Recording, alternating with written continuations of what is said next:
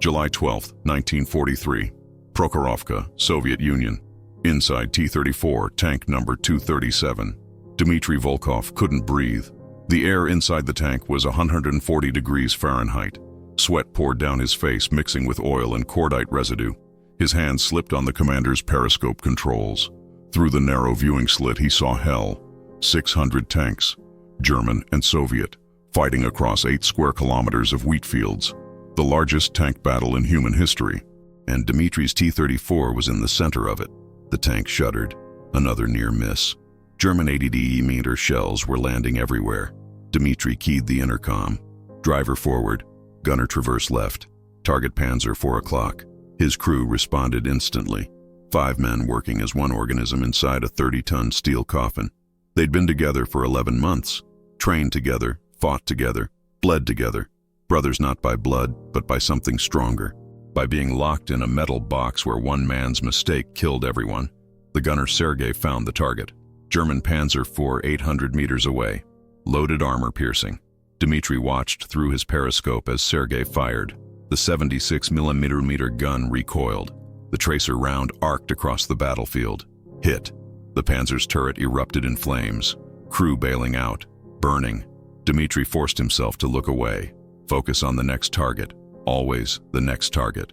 Stop thinking about the men burning alive in their tank. Don't imagine what that feels like. Don't think about how thin the armor protecting you is. How one lucky German shot turns your tank into a crematorium. His loader Pavel was already ramming another shell into the breach. Good. Fast. They drilled this 1,000 times. Speed was survival. The crew that fired first lived. The crew that fired second burned. Simple mathematics written in burned flesh and melted metal. Dmitry's driver, Alexei, was weaving through the battlefield, presenting the T-34's sloped armor to German tanks, making them work for the kill shot, making them earn it. His machine gunner, Victor, was firing at German infantry, keeping them off the tank. His radio operator, Ivan, was calling out targets, coordinating with other Soviet tanks when the radio worked, which wasn't often. The heat was unbearable. Dmitry's uniform was soaked through. His hands were blistered from touching hot metal. The smell inside the tank was overwhelming. Sweat, oil, cordite, unwashed bodies, fear. They'd been fighting for 6 hours. No food, no water, no rest. Just loading, firing, hunting, being hunted, living, dying. The battlefield was a graveyard of burning tanks. German Tigers, Panthers, Soviet T-34s, KV-1s, all burning, all cooking their crews inside. Dmitry had seen 17 tanks brew up in the past hour. 9 Soviet, 8 German, 17 crematoriums. 85 men burning to death. Don't think about it. Focus on the mission. Find targets. Kill them before they kill you. Keep the crew alive. That was his job. Keep these 4 men alive. Pavel, who had a wife in Moscow and a daughter he'd never met. Sergei, who wanted to be an engineer after the war. Alexei, who collected butterflies before the war and talked about breeding rare species someday. Victor, who was 19 and lied about his age to enlist. Ivan, who played harmonica and made everyone laugh when they weren't fighting. Keep them alive. Get them home. That was all that mattered. The Battle of Kursk was Hitler's last major offensive on the Eastern Front. Operation Citadel. The Germans massed 780,000 men, 2,700 tanks, 2,000 aircraft, attacking a Soviet bulge near the city of Kursk. The Soviets knew they were coming. Built layered defenses, minefields, anti-tank ditches, concealed artillery, and massed their own force. 1.3 million men, 3,600 tanks, 2,800 aircraft. The Germans attacked July 5th, advanced slowly, bleeding against Soviet defenses. By July 12th, both sides committed their armored reserves at Prokhorovka, where Dmitry and his crew found themselves in the largest tank battle ever fought. T-34 number 237 had started the battle with 12 other tanks from their company. Now they were down to 4. The others' burning wrecks scattered across the wheat fields. Dmitry had watched them die. Watched friendly tanks brew up. Watched crews bail out. Some made it. Most didn't. German machine guns cut them down, or they burned before they could escape the hatches. Dmitry forced himself to watch, made himself see what happened when you made mistakes, when you were slow, when you were unlucky. He watched so he could learn, so he could keep his crew alive. Another German tank appeared through the smoke. Tiger Eye, the monster.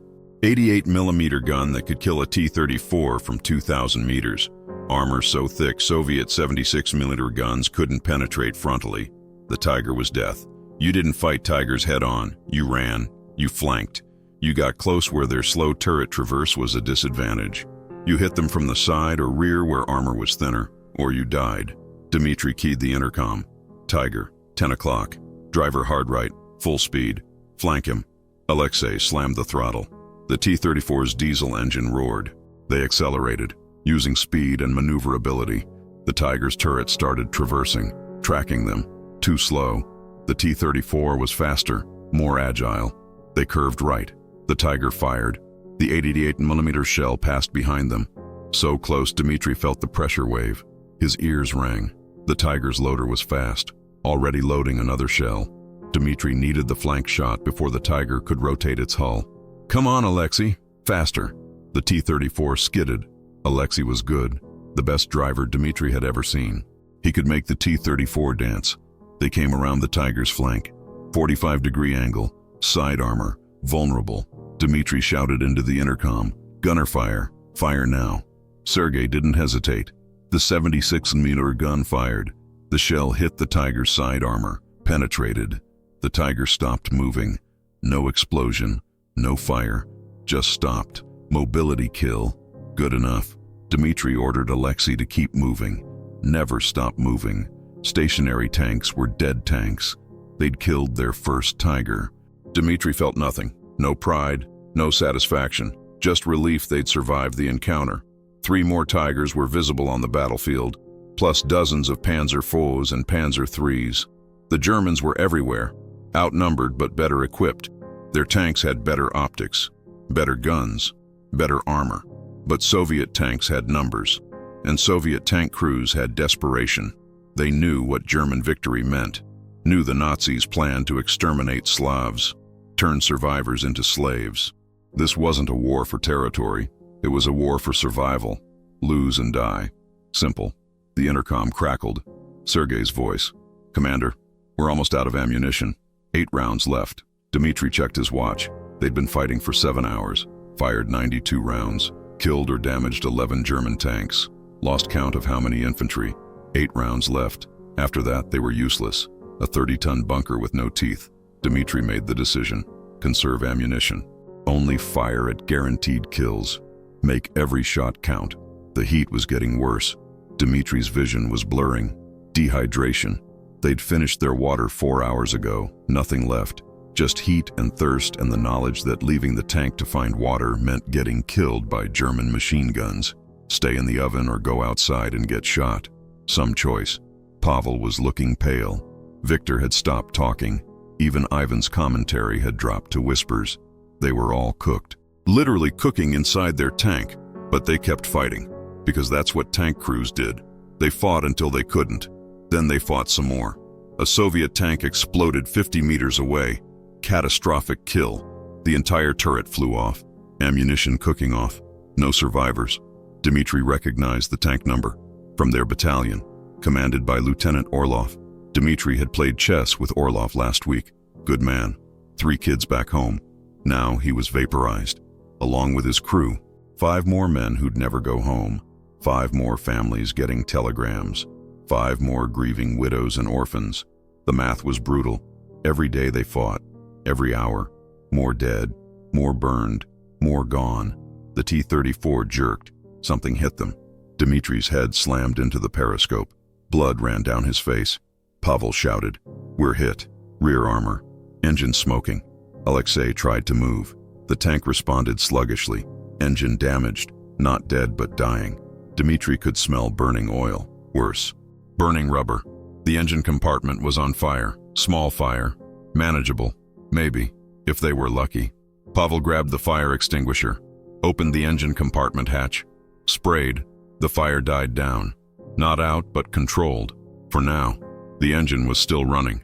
Barely. Alexei reported. "We've got maybe 30 minutes before the engine seizes. After that, we're immobile." Dmitri calculated. 30 minutes. 8 rounds of ammunition. Immobile tank was a dead tank. They had 30 minutes to make those 8 rounds count. Then they'd have to bail out. Try to make it back to Soviet lines on foot, across a battlefield covered with German machine guns. Not good odds, but better than burning alive in an immobile tank. A German Panzermark appeared. 600 meters, perfect range. Dmitri ordered Sergei to fire. 7th round, hit. The Panzer burned. 6 rounds left. 28 minutes of engine life remaining. Another Panzer. Harder shot. 900 meters. Moving target. Sergei fired. Miss. 5 rounds left. 26 minutes. Dmitri's mouth was dry. His hands were shaking. Not from fear. From dehydration. From exhaustion. From 7 hours of combat in 140-degree heat. His body was shutting down, but his mind kept working, kept calculating, kept looking for targets, kept trying to keep his crew alive. A Tiger appeared. The Nightmare, 200 meters away. Too far for a good shot, but it was tracking them. The Tiger commander had seen them, seen they were damaged, smoking, vulnerable. The Tiger started closing range, death approaching. Dmitri had 4 rounds left. Scratch that. 3 rounds of armor piercing. 1 high explosive. Useless against Tigers. 3 chances to kill before the Tiger got close enough to kill them. Not good odds. Dmitri keyed the intercom. Everyone listen. We're going to die if we sit here. So we're going to close with that Tiger. Get point blank. Put a round through his front armor or side. It's suicide, but it's our only chance. Anyone object, speak now. Silence. Then Pavel's voice. I'm with you, Commander. Sergei. Same. Victor. Let's kill this bastard. Even. For Mother Russia. Alexei. I'll get us there. The T-34 surged forward. Damaged engine screaming. Smoke pouring from the engine compartment. They accelerated toward the Tiger. The German commander must have thought they were insane. Charging a Tiger in a damaged T-34. It was insane, but it was also unexpected. The Tiger hesitated. That moment of confusion was enough. Alexei closed the range. 800 meters, 600, 400. The Tiger fired. The shell hit their front armor. Glancing blow, ricocheted. Lucky, so lucky. 300 meters, close enough. Dmitri shouted. Gunner fire. Sergei fired. The 76mm shell hit the Tiger's front armor. Lower glacis, weak point. Penetrated. The Tiger shuddered. Stopped. Engine hit. Mobility kill. 2 rounds left. The Tiger's turret started traversing. The German crew wasn't dead. They could still fire. And at 300 meters they couldn't miss. Dmitri ordered Alexei to keep moving. Circle the Tiger. Get the side shot. The T-34 curved right. The Tiger's turret followed. Slow. Too slow. They came around to the Tiger's flank. Side armor exposed. Dmitri gave the order. Fire. Sergei fired their second-to-last armor-piercing round. Hit. The Tiger exploded. Ammunition detonation. The turret separated from the hull, flew 15 meters into the air, crashed down. The Tiger was dead. Dmitri and his crew had killed 2 Tigers in one day. Nobody killed 2 Tigers in one day. They'd done the impossible, and all it cost was their engine, which chose that moment to seize. The T-34 lurched to a stop. Engine dead. Immobile. 1 round of ammunition left, and they were sitting in the middle of the battlefield, surrounded by German tanks. This was it. This was how tank crews died. Immobile. Helpless. Waiting for German tanks to finish them off. Dmitri made the call. Abandon tank. Everyone out. Bail, bail, bail. The crew moved fast. Training taking over. Pavel popped his hatch, climbed out. Sergei followed. Victor. Ivan. Dmitri was last. Commander goes down with his ship. He grabbed the final shell. Wouldn't leave ammunition for Germans. Climbed through the commander's hatch. The fresh air hit him like a wall. After 8 hours in the oven, the outside world felt impossibly cool. Even though it was 90 degrees and the air smelled like burning metal and cooked flesh. The crew assembled behind the dead T-34, using it for cover. German tanks were everywhere, infantry advancing, machine gun fire raking the battlefield. They had maybe 5 minutes before German infantry reached them, maybe less. They needed to move, needed to get back to Soviet lines. Dmitri oriented himself. Soviet positions were northeast, 800 meters across open ground. No cover, just wheat fields and burning tanks. They'd never make it, but staying meant dying or capture. And Soviet soldiers didn't get captured. Not from Germans, Not after what the Nazis did to prisoners. Dmitri gathered the crew. We run. We stay together. Anyone falls, we pick them up. Anyone wounded, we carry. We all go home or none of us do. Understood. 5 voices. Yes, Commander. They prepared to run. And that's when Dmitri smelled it. Gasoline. Strong. Close. He looked back at their T-34. Fuel line must have ruptured. Gasoline pooling under the tank, spreading. And the engine compartment was still smoldering. Small flames. Dying but not dead. Gasoline and fire. Dmitri understood instantly. The tank was going to explode. Soon, he shouted, "Run, now."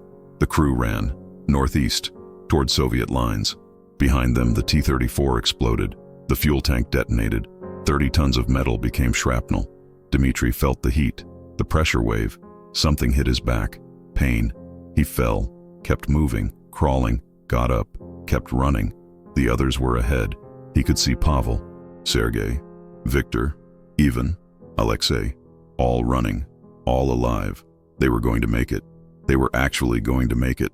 Then the second explosion, bigger than the first. The T-34's ammunition cooking off, all remaining shells detonating simultaneously. The blast was enormous. Dmitri was thrown forward, slammed into the ground. His ears were ringing, couldn't hear anything. Tasted blood, looked up, saw his crew. They'd been closer to the tank. The blast had hit them harder. Pavel was down. Not moving. Sergei was crawling, leg gone. Victor was on fire, screaming silently because Dmitri couldn't hear anything. Ivan was trying to help Victor. Alexei was stumbling, disoriented. Dmitri forced himself up, ran toward them, toward his crew, his brothers, the men he'd promised to bring home. Reached Victor first, knocked him down, smothered the flames with his body. Victor stopped screaming, stopped moving, dead or unconscious. Dmitri didn't know, didn't have time to check. Reached Sergei. Sergei's leg was completely gone, blown off at the hip, arterial bleeding. So much blood. Sergei looked up at Dmitri, smiled weakly, said something Dmitri couldn't hear. Died. Just died. Right there. While Dmitri watched. Pavel was dead, clear from the angle of his neck. The blast had killed him instantly. At least he didn't suffer. Small comfort. Ivan was alive, helping Alexei, who was bleeding from his ears, nose, eyes, internal injuries, bad ones. Dmitri grabbed them both, started pulling them toward Soviet lines. 600 meters. They could make it. They had to make it. 3 survivors out of 5. Better than nothing. Better than losing everyone. German machine gun fire tore up the ground around them. Dmitri dropped, pulled Ivan and Alexei down. They were pinned, 600 meters from safety, pinned by German machine guns. Alexei was coughing blood, internal bleeding, dying. Ivan looked at Dmitri. "Commander, leave us, save yourself." Dmitri shook his head. "Nobody gets left, nobody." Ivan smiled. "Then you'll die here with us." Alexei stopped coughing, stopped breathing. Dead. 2 survivors out of 5. Soviet artillery opened up, covering fire, shells landing between Dmitri's position and the German machine guns, creating smoke, concealment. This was their chance, their only chance. Dmitri grabbed Ivan, started dragging him. Ivan tried to help, tried to move his legs. Couldn't. Back injury, paralyzed, dead weight. Dmitri didn't care. He pulled, crawled, dragged Ivan toward Soviet lines. 500 meters, 400, 300. The artillery kept firing. Soviet infantry were advancing, coming to help. 200 meters. German machine guns found the range, bullets hitting all around. One hit Ivan, chest, another, shoulder. Ivan's eyes went wide, blood from his mouth.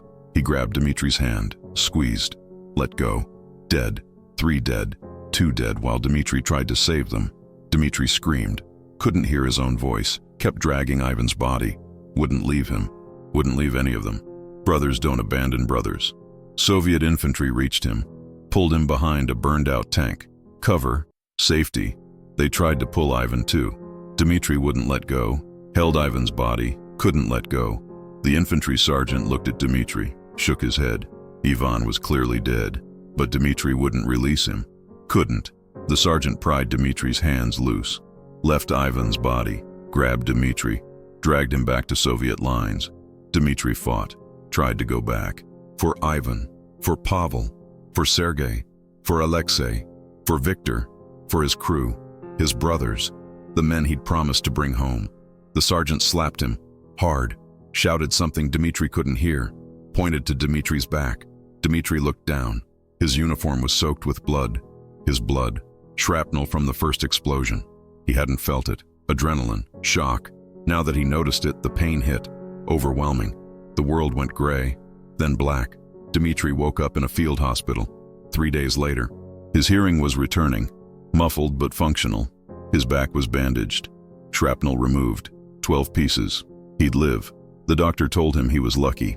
Lucky. Dmitri had watched his entire crew die, had tried to save them and failed, had dragged Ivan's corpse 300 meters for nothing. Lucky. The doctor explained what happened. The T-34's fuel tank had exploded, then the ammunition. The blast killed or wounded everyone within 50 meters. Dmitri had been furthest from the tank, shielded by terrain. Lucky. His crew had been closer, caught in the full blast. None of them had a chance. Pavel and Victor died instantly. Sergei bled out in 30 seconds. Alexei had internal injuries that would have killed him in minutes even with immediate surgery. Ivan survived until German machine guns finished him. 5 men dead, 1 survivor. Lucky. Dmitri spent 2 months recovering. Then they gave him a new tank, a new crew, 4 strangers. Good men probably. He didn't want to know. Didn't want to learn their names, their stories, their dreams, because he'd just have to watch them die too. That's what tank commanders did. They watched their crews burn. The new loader wasn't Pavel. The new gunner wasn't Sergei. The new driver wasn't Alexei. The new machine gunner wasn't Victor. The new radio operator wasn't Ivan. They were replacements, interchangeable parts. They'd die like the others, and Dmitri would survive. Lucky. He fought until the end of the war. Survived. Lost 2 more crews. 11 more men who died while he lived. 11 more names he couldn't forget. 11 more faces in his dreams. They gave him medals. Hero of the Soviet Union, Order of Lenin, Order of the Red Banner, for surviving when his men died, for being lucky. He took the medals, said thank you, felt nothing. After the war, he went home to Moscow, got a job in a factory, got married because that's what you did, had children because that's what you did, built a normal life because that's what survivors did. But he wasn't normal. He was a man who'd watched 24 men burn and couldn't save any of them, who'd dragged his radio operator's corpse through machine gun fire because he couldn't admit the man was dead, who'd commanded 6 tank crews and came home alone every time. His wife knew something was wrong. He'd wake up screaming, smelling gasoline and burning flesh, hearing Pavel shout about the fire, seeing Sergei's leg gone, Victor burning, Alexei bleeding from his eyes, Ivan shot while paralyzed, every night, for years, decades. His children asked why Papa screamed. His wife said he'd been in the war. That was explanation enough. Everyone knew veterans had nightmares. What they didn't know was that Dmitri's nightmares weren't about combat. They were about failing, about watching his brothers die, about being lucky. The Battle of Kursk was the largest tank battle in history. Nearly 6,000 tanks engaged over 2 weeks. The Soviets lost approximately 1,600 tanks destroyed, 1,200 more damaged. The Germans lost 760 tanks destroyed, 681 damaged. Soviet tank crew casualties approximately 12,000 killed, 18,000 wounded. German tank crew casualties approximately 8,000 killed, 12,000 wounded. The life expectancy of a Soviet tank crew member at Prokhorovka was measured in hours. T-34 crews specifically suffered catastrophic losses. Soviet doctrine emphasized mass attacks. Overwhelming German positions with numbers, trading Soviet tanks and crews for German ones at unfavorable ratios because the Soviets could replace losses and Germany couldn't. It worked strategically. The Germans lost at Kursk, never launched another major offensive on the Eastern Front. But for individual Soviet tank crews, the doctrine meant death. 1 in 3 T-34s at Prokhorovka was destroyed. 2 in 3 were damaged. Crew survival rate once a tank was hit approximately 40%. If the tank caught fire, survival rate dropped to 15%. The T-34 was called the best tank of World War II by many historians. Excellent sloped armor, reliable diesel engine, good mobility, adequate firepower. But from inside the tank it was a death trap, cramped, hot. No turret basket, so the crew stood on ammunition. One penetrating hit usually detonated stored shells. Instant death. The escape hatches were small, hard to open, took precious seconds. Seconds burning men didn't have. Soviet tank crews called their T-34s coffins on tracks. They fought in them anyway, because that's what they were ordered to do. Because stopping the Nazis required sacrifice. Because someone had to die in burning tanks so Russia could live. Dmitry Volkov never spoke about Kursk to his family. Never told his wife about Pavel's daughter who'd never meet her father. Never told his children about Sergei who'd wanted to be an engineer. Never mentioned Alexei's butterfly collection. Or Victor being 19. Or Ivan's harmonica. They were his memories, his burden, his punishment for surviving when they didn't. In 1985, 42 years after Kursk, the Soviet government organized a reunion. Tank veterans from the battle. Dmitry attended, reluctantly. He met other survivors, tank commanders who'd lost their crews, drivers who'd watched their commanders burn, gunners who'd been blown out of hatches while their friends died inside. They didn't talk about tactics or victories or the medals. They talked about the men who didn't come home, about the names they couldn't forget, about being lucky. One veteran said something that stayed with Dmitry. "We didn't win at Kursk. We survived. The dead won. They paid the price so we could go home. We're just the ones who have to carry their memory. Make sure they're not forgotten. That's our mission now." Dmitry realized the veteran was right. Survival wasn't victory. It was responsibility. Responsibility to remember, to honor, to ensure their deaths meant something. Dmitry Volkov died in 2003. He was 82 years old. At his funeral, his children spoke about a quiet man who'd served his country, who'd been a good father despite nightmares they didn't understand, who'd carried something heavy his entire life but never complained. On his gravestone, they put his name, his rank, his medals, and beneath that, 5 names: Pavel Sokolov, Sergei Petrov, Alexei Ivanov, Viktor Kozlov, Ivan Romanov, his crew, his brothers, the men who died in T-34 number 237 on July 12, 1943, the men whose sacrifice he'd spent 60 years trying to honor, finally together again. Tank warfare in World War II was mechanized horror. Men locked in steel boxes, fighting other steel boxes. Whoever shot first lived, whoever shot second burned. The crews were brothers, bound by fear and proximity and absolute mutual dependence. When one died, they all usually died. When one survived alone, he carried all of them forever. That was the price, not just of losing, but of winning, of being lucky, of going home when your brothers didn't. This is what war was for tank crews. Not glory, not heroism, not adventure. Heat and fear and burning metal and watching friends die while you survive and wondering why. Why you? Why not them? Why anyone? There are no good answers to those questions. Just memories. Just responsibility. Just the weight of names you'll carry until you're finally in the ground with them. That's the real cost. Not death, but survival.